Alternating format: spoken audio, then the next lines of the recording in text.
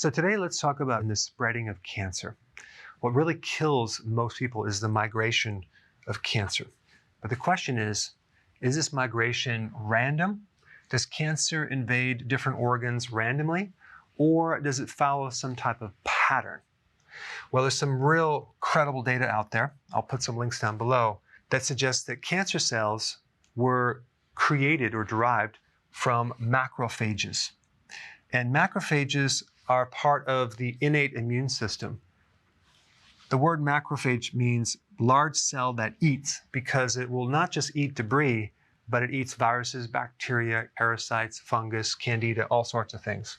And the other thing that's interesting is that many cancer cells behave like macrophages. They actually eat T cells. They eat red blood cells, platelets, just like a macrophage. And macrophages migrate to tissues that need healing.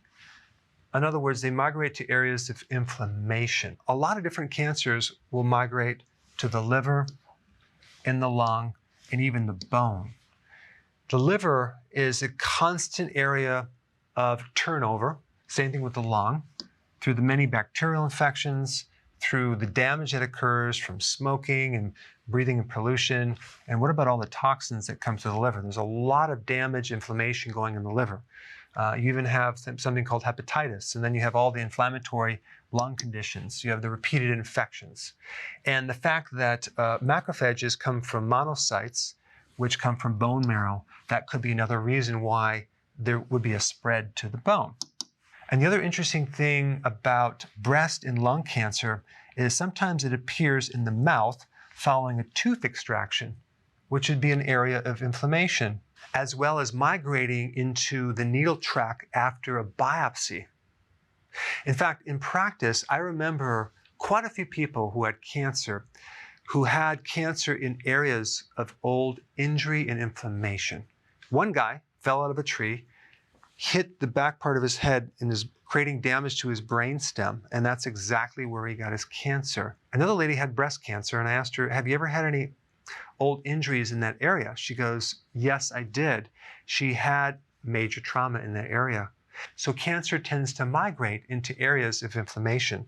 And there's even a name for it, inflammation oncotaxis, if you want to look it up. It's also known that tumors can reoccur after years of being in remission, suggesting that cancer can remain dormant for many, many years. Yet, it can be activated by inflammation, even at a distant location in the body. So inflammation could both cause a spreading of cancer as well as an activation of a dormant cancer. And inflammation in general weakens the immune system. And if we take a look at the purpose of inflammation, it's really a response to infection, injury, trauma, stress, oxidation. You have increased blood flow, and you have an increase in white blood cells. And then you have autoimmune conditions right here, which also have this degree of inflammation, and these people have a weakened immune system. So now this is all very interesting, but now what do we do about it?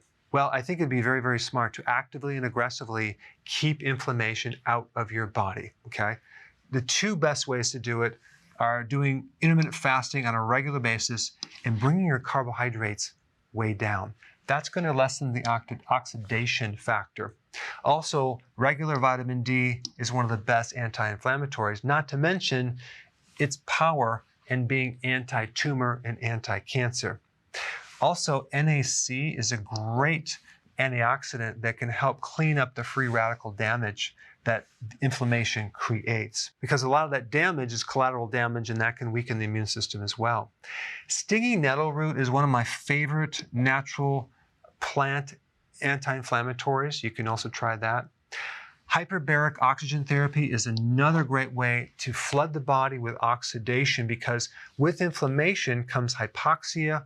And even personally, when I do hyperbaric, every single joint in my body feels completely loose. There's no stiffness. I have no inflammation in my body. It's very, very therapeutic.